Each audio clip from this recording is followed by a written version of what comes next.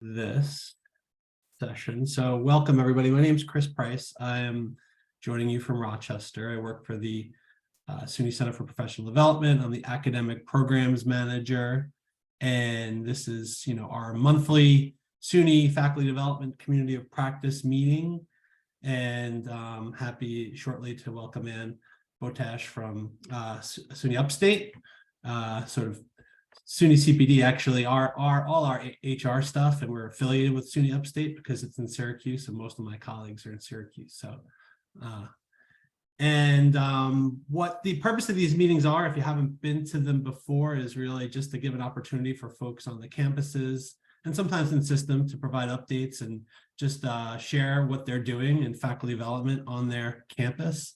And so I'm excited to hear about the topic Anne's going to talk about today, since I am a big fan of communities of practice and faculty learning communities and bringing folks together to do professional development.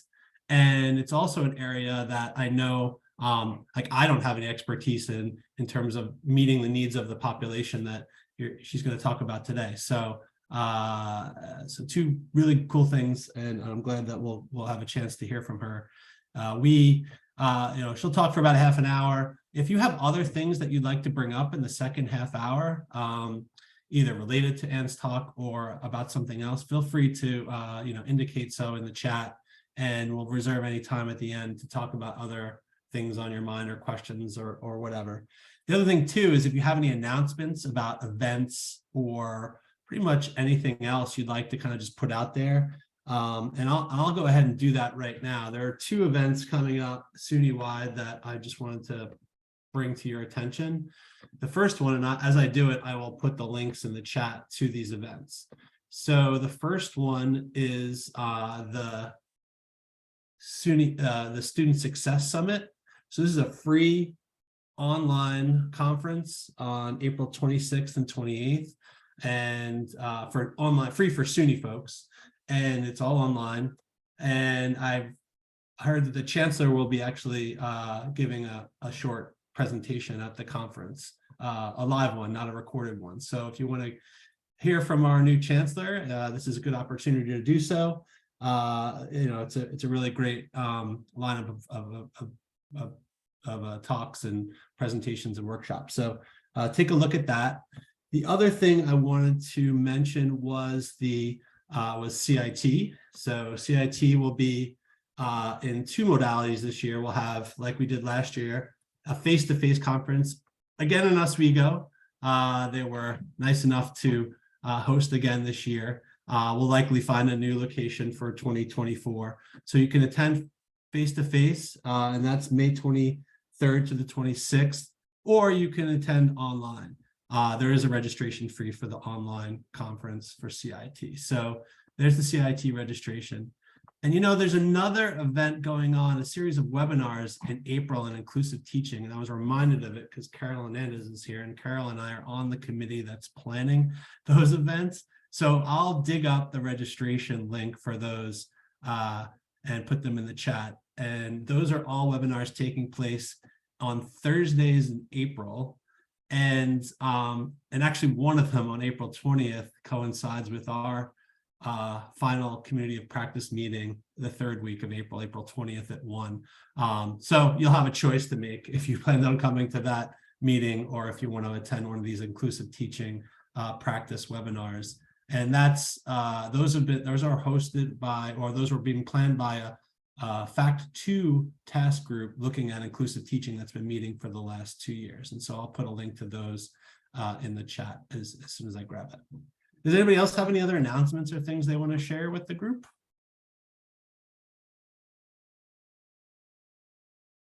Well, if you think of anything, feel free to put it in the chat. And like I said, I'll dig up the link to the inclusive teaching practice webinars and basically turn it over to Anne. Take it away. Thank you. Hi, everybody. I'm Anne Botash. I've been in this role at SUNY Upstate for about 5 years, and previous to that, I was the director of the medical student clerkship in pediatrics. So I didn't really have a lot of experience in faculty affairs and faculty development, I'm feeling more experienced now, but maybe not as experienced as all of you. And what I'm presenting today actually is a new idea that came about because we actually are changing our medical student curriculum, and I was tasked with trying to create some faculty development that aligns with the requests that we're making of faculty. So I'm going to share some slides and just go through. This is one of actually many projects that we have tried to do this year and are doing some more next year to try to bring our faculty more up to date in their teaching and development of their learning environments, especially in the clinical practices. And I'll explain more as soon as I pull my slides up. And I'm not going to do like the whole full screen because it just is too complicated for me. So as long as you can all see this, I'll just move on from there. It was kind of a play on words for community of practice and community of preceptors, and I'll explain that, but you all know what a community of practice is. I suppose I didn't when I started this, but I knew what I wanted. I wanted to get the people who were in practice and had students and residents in their offices or learners in their office. Some of them are actually nurse practitioner students and PA students, to actually come together and share what they were doing. And I had experienced this earlier on in my career. We had 2 faculty members in our pediatric department. Once a month, they would do faculty development. And honestly, they didn't actually do much. They would just come and they would throw a case out, and then everybody would start talking about what they would do if a student did this, or if a student needed that. Or so they actually did an active learning technique that wasn't really well spelled out back then.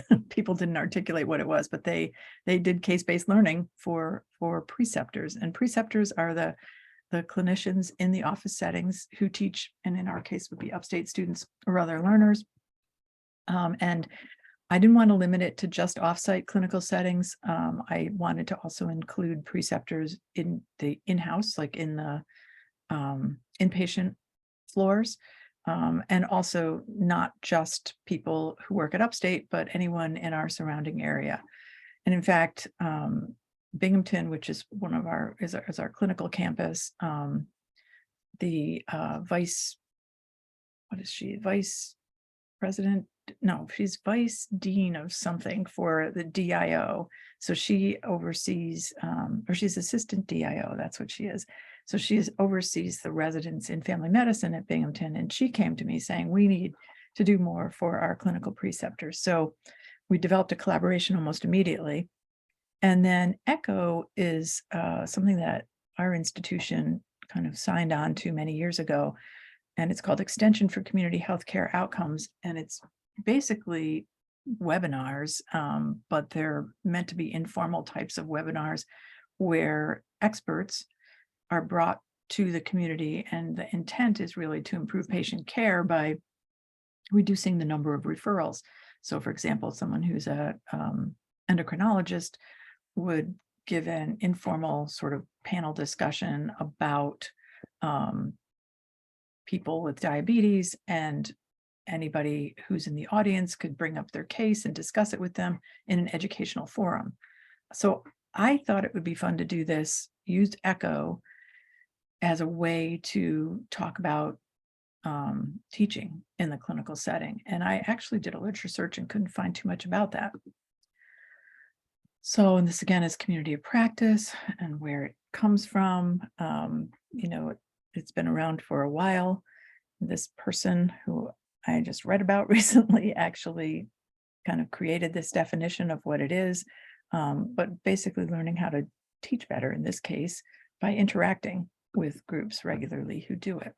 And ECHO, the idea behind it is moving knowledge, not patients. And it really was a teleeducation program. And it's been around for a while, way pre-pandemic, using HIPAA compliant software for the web-based interactions. And now it's kind of less relevant to use ECHO because everyone's using Zoom and web, all web-based things, WebEx and whatever. So, but we have a system for it in our institution, and we have a person who runs these, and she has a mailing list of all the community doctors, which is really helpful. And that's where that really made a difference for us. So just to give you a little bit more background, so we are implementing a new curriculum this year. I mentioned early on. We are going to need more clinical sites for medical students, and we have some ideas for incentives to pay people and those kinds of things. But it's a different kind of ask. This time we're asking for people to take more than one student. We want them to take first-year students, and then next year take second-year students, and continue to take third-year and fourth-year students. So that's a lot of people in potentially one office. And they're going to be at different levels. Their goals and objectives are going to be different. We anticipated that they're going to need a different type of oversight by their preceptor. And we don't really have enough people to do this. So the same people are going to be asked again and again to do it. And I'm sure this is a problem everywhere in these kinds of clinical programs.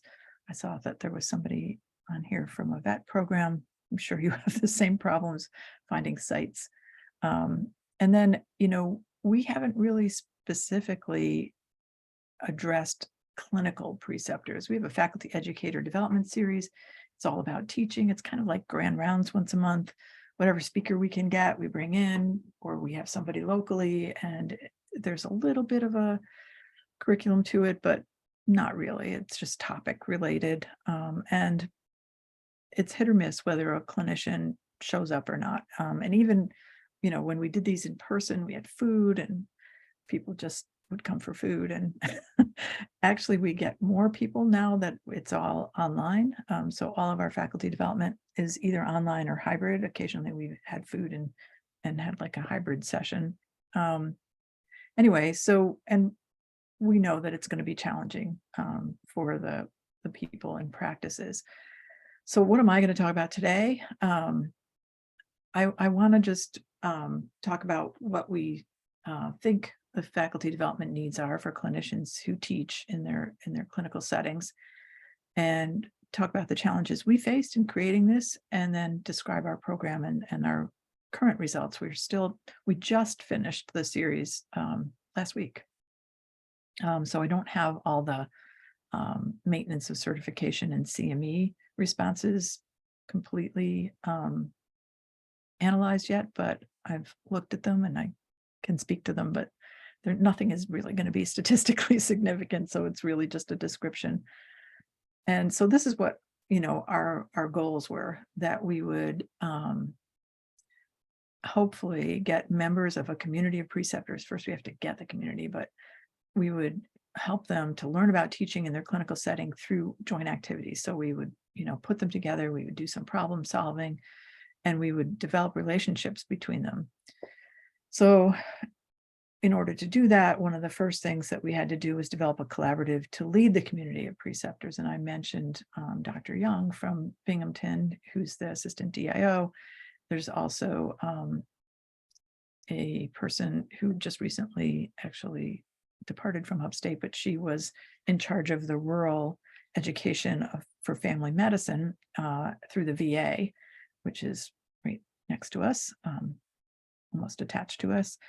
And I brought in a residency program director and someone who's in the undergraduate medical education program, who's the assistant dean for clinical preceptors, or clinical, I don't know what he calls them, assistant dean for clinical education for the sorry, my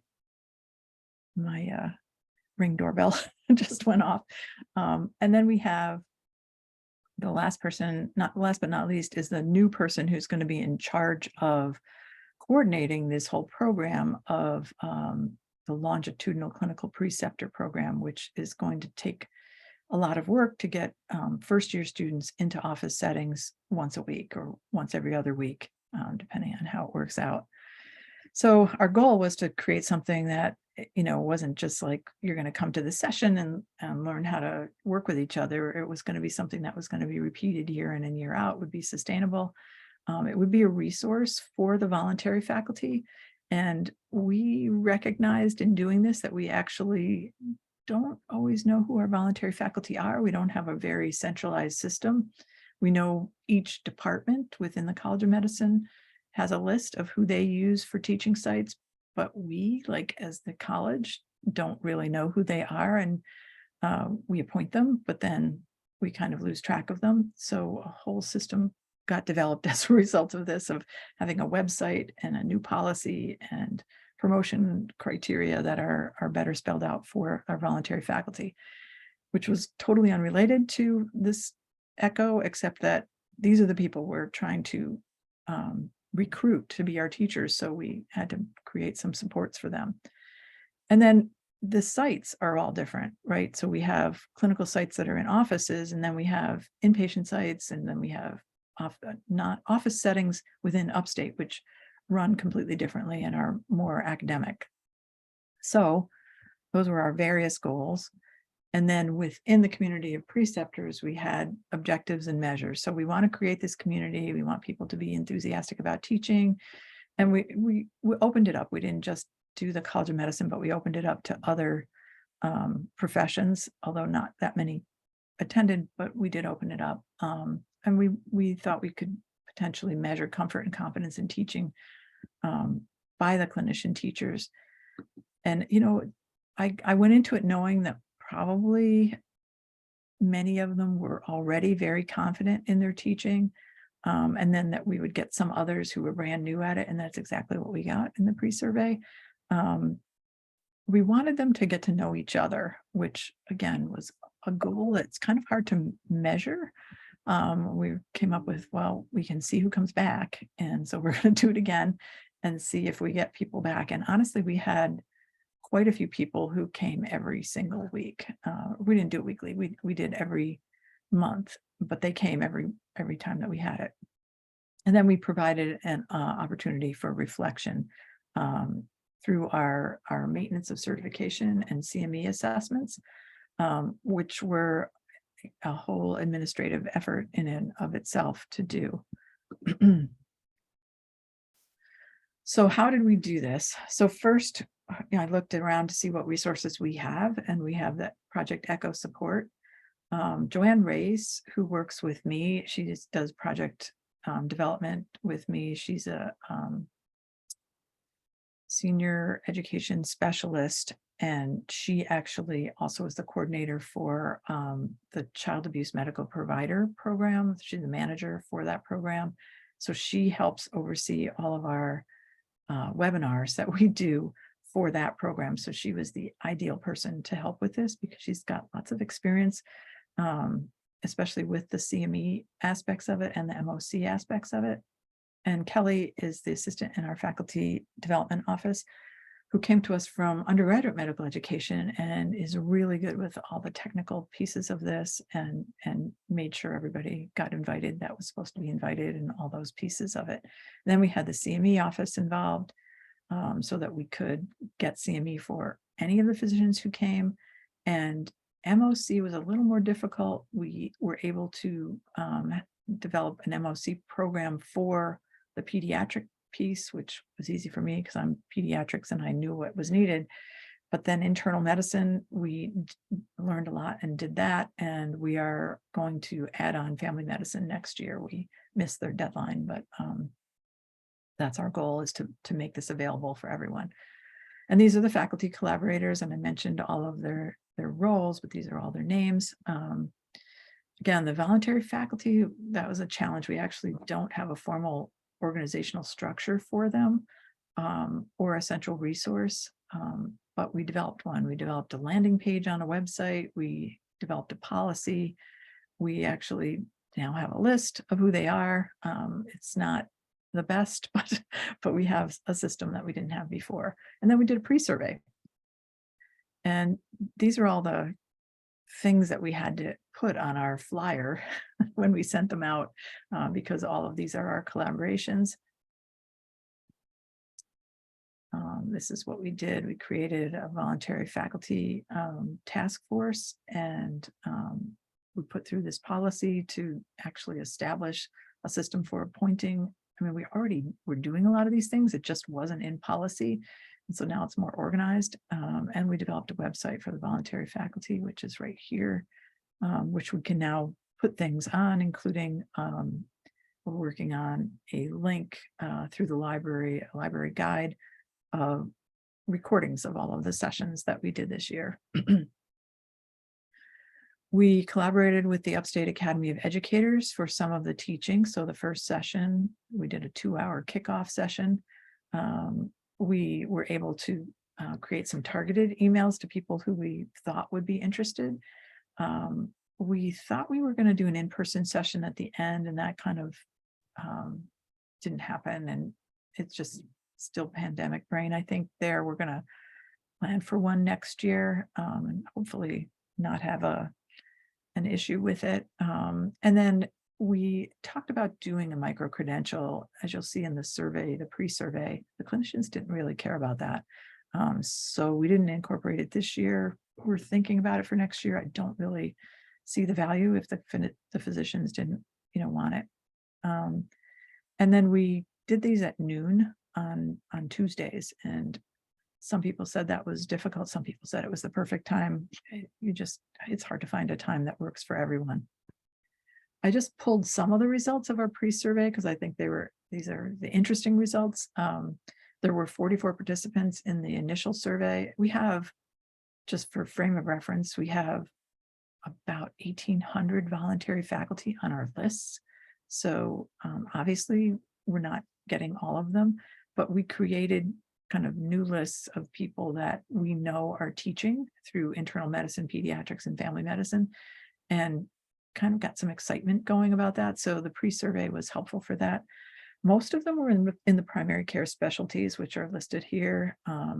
We were able to get people from Binghamton, the community campus, and Upstate. Several were in the community office settings, several were from hospital-based outpatient settings, and several were from inpatient. This doesn't add up because some people overlapped in all those settings. Experience really varied. As I mentioned earlier, 49% had more than 10 years in practice and 20% less than 2 years. And almost all taught 3rd and 4th year students already. And I was surprised to see actually 20% already teach 1st year students in their offices. And a large percent also teach PAs and NP students. So I was kind of disappointed actually that so many felt comfortable already teaching various levels of learners and various professions, because that was what I intended to use for my sessions, and ended up doing that anyway, even though people said they felt comfortable. This is a really, really tiny slide when you're looking at it on the computer, but I just wanted to show you the participants that we had. These are pre-survey participants. And I just highlighted those 3 red areas. You can see some of the departments just no one participated from some of the departments. But these are actually who did, and this is the pre-survey, but who actually came over the year. And some of these are repeat people, but we did have pretty decent attendance. And each session had between 30 and 50 people. So a lot of them were the same people kind of repeatedly. So we were pretty happy with that since this is the first year we've run it. We asked about their knowledge and skills with using clinical precepting frameworks. So there's the 1-minute preceptor, and there's something called SNAP. And many of them actually said that they either used it or they plan to use frameworks like that for teaching, which have been shown in the literature to be more efficient and good methods to teach in clinical settings. And then more than 2/3 felt comfortable providing feedback, evaluating learners, discussing professionalism issues with learners, weaving basic sciences into their teaching, and balancing clinical and teaching needs. Honestly, I saw this and I was like, I don't believe them. I don't feel comfortable. So, but that's what they said. So, and these were our kind of areas that we wanted to address in the sessions. So we kind of went into this knowing that we had a cohort of people who were already feeling pretty confident in our knowledge and skills, and also just in the areas that they need to provide teaching. So that changed a little bit about how we did things. We ended up doing a lot of small groups online and really focused more on bringing people together and sharing their ideas with us. And these were the workshops that we had. The first two, again, were like the first 2 hours on September 19th, and that was provided by the Academy of Educators. We utilized a system we already have in place where this course, they do a 4-hour course that's called BEST, and all new new faculty hires at Upstate are required to take BEST, which is a teaching course. We converted it just for this so that people could do just these two, the first 2 hours, and then any two from the following. So it was kind of an incentive for new faculty to participate. So we actually did get some new faculty that said they wanted to complete BEST through this course. And so that actually was a good incentive, and probably one of the first times that we really had something focused for the clinicians. And we changed the Academy's course so it was specifically for clinicians. What makes a clinical preceptor, which was just kind of was a presentation, but each one of these was about 20 minutes of presentation and the rest was small group discussion. So even for this one, we had cases and, kind of showed what makes a preceptor outstanding from the student's perspective. We had Lauren Germain from our assessments office do some cases with evaluations and show, what needs to be provided in a good evaluation and how the learner might respond to it. We did a session on the different methods. There's a method called the WAVE method where you can put learners, assign them and schedule them within your clinic so that you don't lose time at the end of the day. And there's some other things that we talked about. And then again, we had a lot of sharing of what they currently do. This is something, again, the new curriculum, weaving basic sciences into the clinical sciences. That's really important for our new curriculum. And we had the people who are involved in the thread for this, developing it, talk about it, and then again, have some cases and then have discussion about how you could take that case and talk about something, that was really a basic science topic. And then we had Dr. Young actually spoke about coaching in the when you have a student in your office, what's coaching versus advising versus mentoring, and how you can help students through coaching. And then this last one was a lot of fun.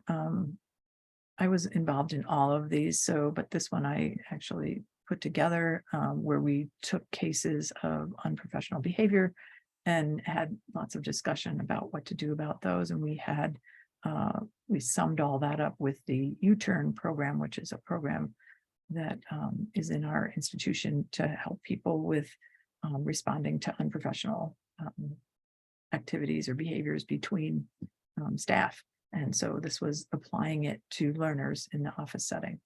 So that's what we did. We did several workshops and we evaluated them. And I don't have a post survey yet. I'm putting it together, and I'm analyzing all the data from each one had 3 questions that were MOC and CME linked, and they were based on the objectives. We're creating this library guide, which is going to link people to the resources for those 7 workshops plus the videos. And then we're putting together something for next year. So I think I just ended right at 10:30, which is my goal. I already talked about that. These are our challenges, really keeping the momentum going. Should we be evaluating this differently? Should we change the time of day? Is there some other incentive we could be using? I already talked to the dean about linking it to teaching stipends. I can cross that off. That's not going to happen. And that's it. I will stop sharing so we can see if anybody has any thoughts or anybody who's done anything similar or has any suggestions for what we could do to make this better, I'm all ears because we're in the thick of it. It's evolving. So feel free to just jump in, folks. You could raise your hand if you like, or you could just, it's a smallish group here. So put it in the chat if you're feeling shy. I'll just say too, and that I guess the concept of voluntary faculty is completely new to me. I mean, I shared a link in the chat to the page on the Upstate website about voluntary faculty, and so I guess, so what I understand, correct me if I'm wrong, that this is basically necessary because, you need, and you probably mentioned this and it went over my head, you need to place students in clinical settings and you need folks affiliated with Upstate to do that formally. But, it's impractical to bring folks on, sort of pay them as adjuncts to do this. So they have some benefits by being affiliated with Upstate, but it's obviously a voluntary position, non-paid position, and this is the audience, obviously, that is the focus for this program, right? Just making sure I'm clear on that. Yeah. No, oh my goodness, Most I of missed it, completely. but also, like, I wanted them to, gain from having people who work at Upstate who teach all the time, kind of share ideas. So yes, it was the secret agenda was that I wanted to get these voluntary faculty. I wanted to give them something, wanted to support them, but I also, and they do, I mean, they get library access, they get a badge. I mean, they can come in and out whenever. It's just not money. Right. Okay. And they do get money. I mean, like, locally we have Lemoyne College that has a program for PAs, and they pay sites to take their students. And it was interesting. One of my nieces is a PA student, and she had a site here in Syracuse, and it wasn't with Upstate. It was with this local pediatric office. And I said, "What office is that?" They don't take any of our students. She takes all PA students, and she had 3 to 4 at a time and was being paid to take them all. Like, why would she take our students? She's she's doing Right. okay taking other students. So Mhm. people who volunteer really love it. And so mostly, but we don't want to overwhelm them by saying, "Oh, can you take another student who's, in their first year, and they're just going to follow you around basically because they can't really do anything yet." But that's what we're doing because we need the students to get, some clinical experiences earlier on. And this is our option. Basically, we don't really have too many other, but the departments are all going to take these students too. It's not going to be all voluntary faculty. But it's going to be some. So. Okay.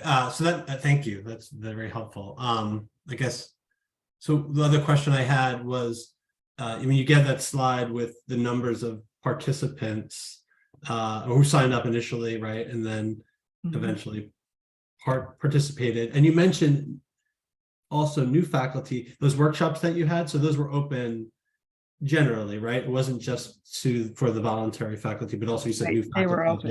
Yeah, okay. They were open. I got you. And in terms of percentage of the voluntary faculty that you have that work at Upstate, how many do you know, like roughly how many just chose to do this? Was it a very small percentage? It was probably, I would say in the end, there were at least 10 people from Binghamton that are all voluntary. And that, again, that's where we send students. So, and there were about that many from Syracuse. So one of the concerns I have, I don't know if it's a concern, but most of the people who came were pediatric. Like, a lot of them were pediatric. And I think that's because they know me. Like, they were like, "Oh, let's do this. Sounds like fun." Like, and people don't know me in the other areas so I'm hoping this will just sort of take off by word of mouth, that the people who did come, because we did get a number of people from internal medicine and family medicine, that maybe they'll want to come back because I'll have to do something different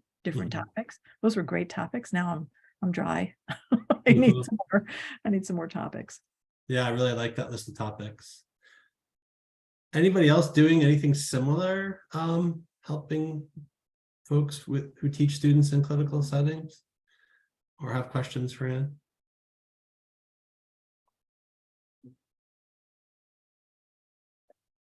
I think going forward, I can do it more like what I described my colleagues doing years ago, and that's just bring a situation to a group every week and keep it as informal as possible. And that was also interesting. Like the goal was to keep this informal. So we do 20 minutes of a talk, and then we'd have the sessions where they would go into small groups. Well, you could see almost every single time a bunch of people would sign off because they were on their lunch break or they didn't want to be seen on the video, or, so keeping getting them to do what I really wanted them to do, which was to communicate with each other. It was a smaller group, a much smaller group.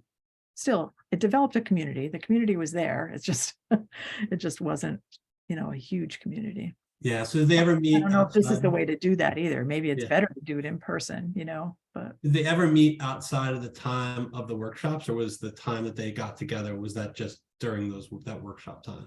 it was just during that time. And that was the goal, was that we were going to have like a dinner or something at the end. We still could. We could do one in April once I go through and see.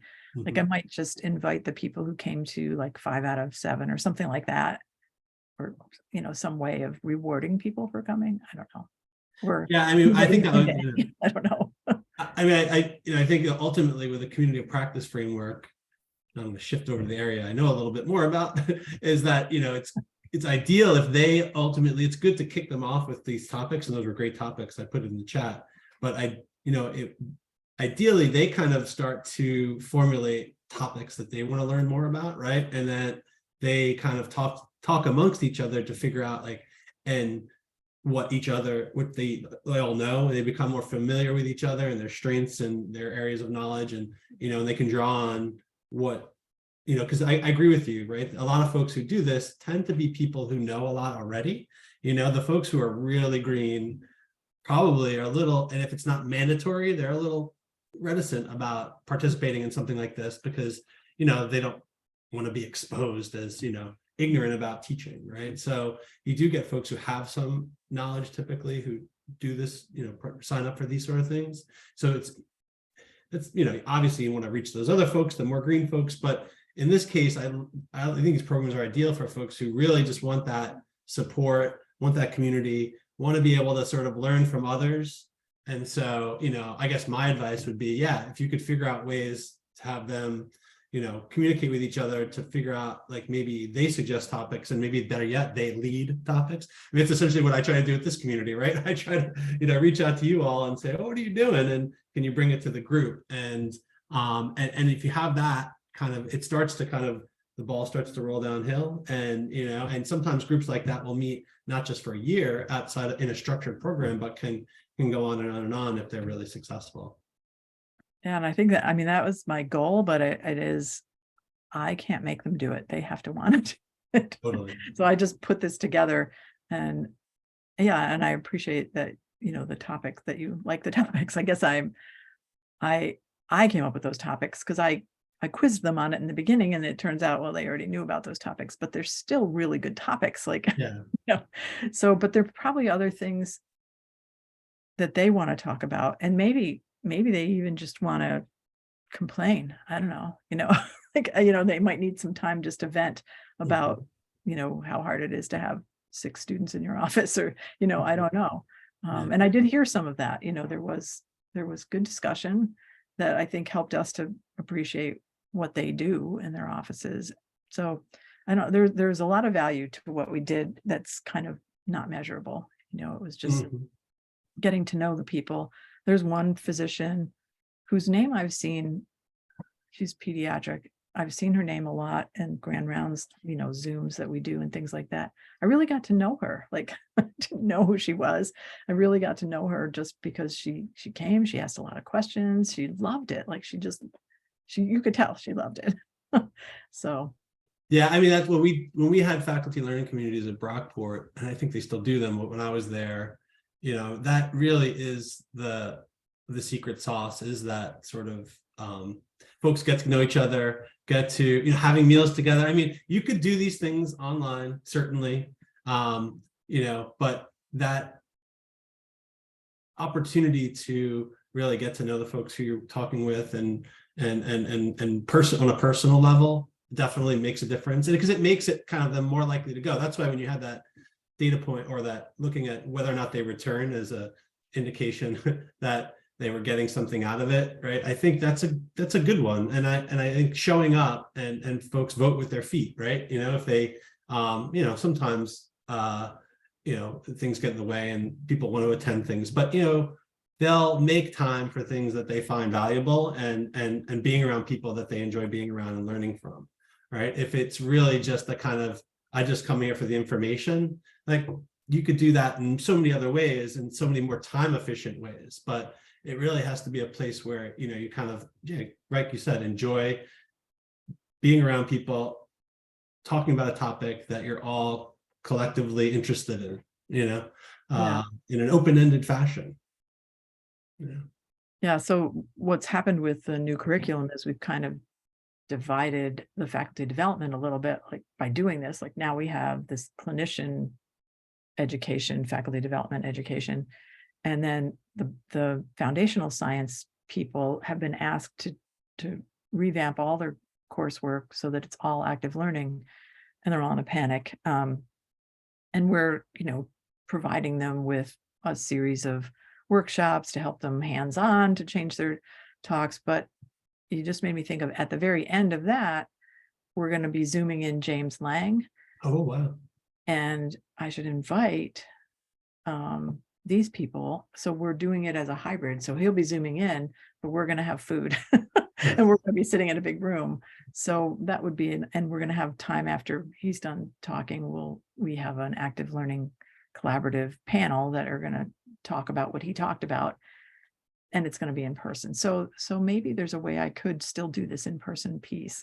At least they could be with everyone else. They wouldn't be their own community, but they would at least see each other, Definitely, now that we know we can do these things online, I've been talking about this community of practice. We had, used in the past, we had before the pandemic, we were doing a lot more sort of in-person things, and we really put a pause on it just because, we know we can do this at the very least, and we know that folks are really busy and travel is limited. It's a little different, obviously, with our community practice. People are all over the state than in one location in Syracuse, but you have Binghamton too. Like you said, it's not like Binghamton is right around the corner from Upstate, right? So there definitely are those issues that, the online thing becomes such a, well, we could do that and that's good, but if you can make it work face to face for these sort of things, I do think that builds community in a different way than if folks are just seeing each other in virtual spaces. But I don't know, I might be wrong. I'm curious to hear about it from anybody else. I feel like I'm talking a lot here. Does anybody else have other experiences with either community practices on your campus, with faculty communities, with, working with folks and helping folks teach students in clinical settings? Anybody else want to jump in here?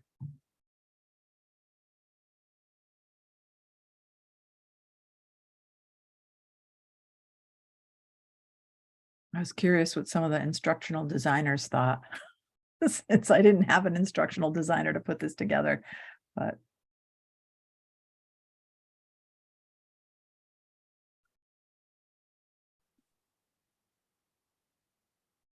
The vet science preceptorship sounds interesting too. Brianna Jump, she's still on? Yes.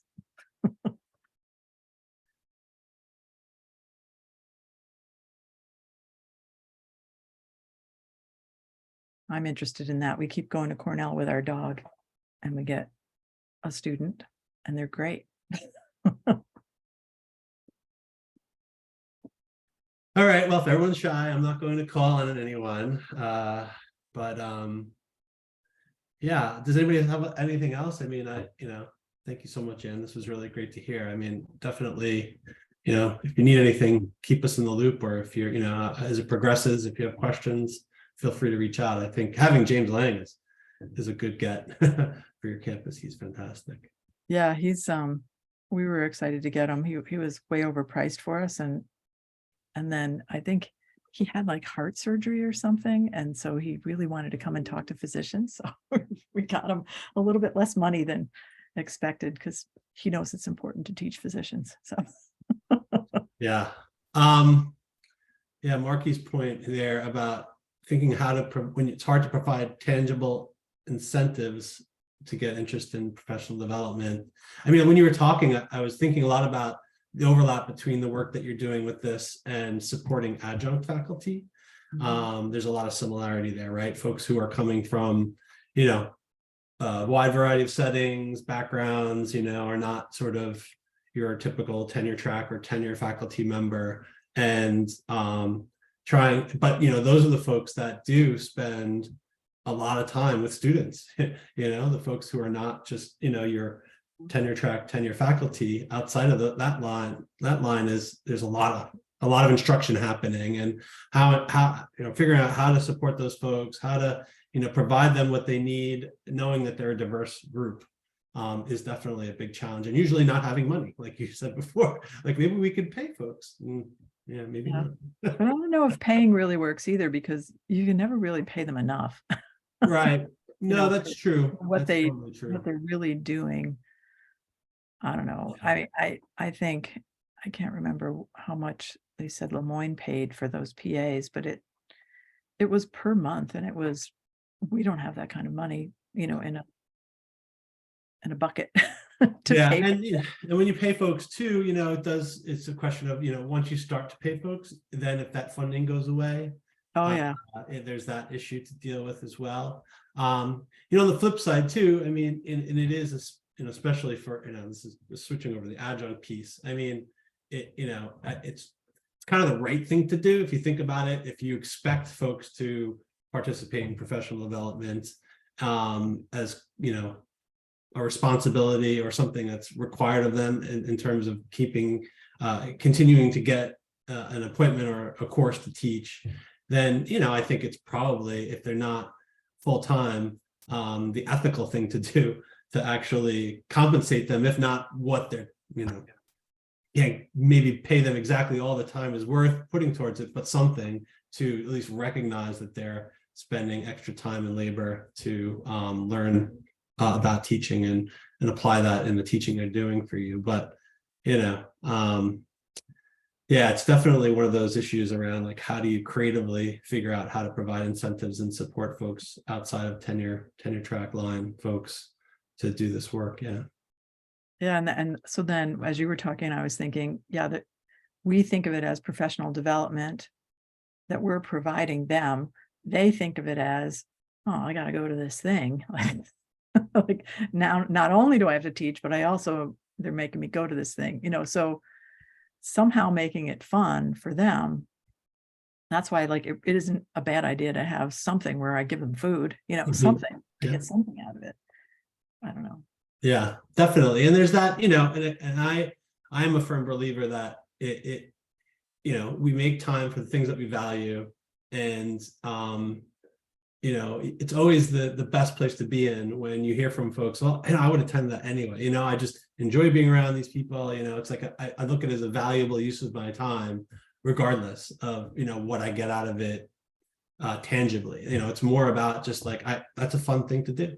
So if you can get to that place, you've won. And it sounds like you're kind of, you know, you've got the building blocks for that. Well, and I kind of like skimmed over the CME and the MOC. So CME and MOC both cost money too. So I had to ask the dean for money for that. And the MOC, once you provide the CME, and you have to, you know, do certain things and advertise a certain way, and make sure that you have an assessment and evaluation at the end, and you know, follow all these steps. But then you have to have the people who are in an office somewhere in the CME office who can then convert that into MOC for you, depending on which specialty you're talking about, because they're all different. And then for the MOC, at the beginning of each session, we had to tell people, if you haven't been to a previous session and you want MOC, you have to sign up for it, because we need your permission to provide you with the MOC. And people don't pay attention. And so then, like, there are people at the end, how come I didn't get any MOC? Well, you didn't do any of the steps, you know. So there's little administrative things that, and I think we did it like as well as anybody, but it's just going to take time for people to learn. Here's what you have to do if you want to get those MOC credits. And it is free MOC. And we are like tallying those up for recertification in, you know, in the clinical world. So that is an incentive. It is totally for them. Yeah. Mhm. Yeah, I mean, in figuring out what kind of leverage you could, or at least resources you have to bear upon this is something that is very, institution specific, obviously discipline specific. I mean, that's, and so that's good that you have that as a resource. All right. Anybody else? Any questions or anything? Anybody come up with anything? Or if not, we can go a little bit early. Thank you for your nice comments over in the chat. I did read them all. So Yeah. thank you. Thank you for sharing. All right. Well, our next discussion, as I said, will be April 20th at 1 o'clock on bright space best practices. So I have a feeling that's going to be a well-attended session. Jamie Herron from the SUNY Center for Professional Development will lead that discussion and just be sharing what we've learned for the first, almost year of implementing bright space throughout SUNY about, best practices, things you could bring back to your faculty. I'm sure that will be a lively session, but thank you, Anne, for a really cool session about a topic I'm always interested in hearing about, and definitely keep us in the loop as you keep working on this. Thank you for having me. I enjoyed talking to you, and I think every time you present anything, you realize you learn a little bit more about what you did. So thank you. Fantastic.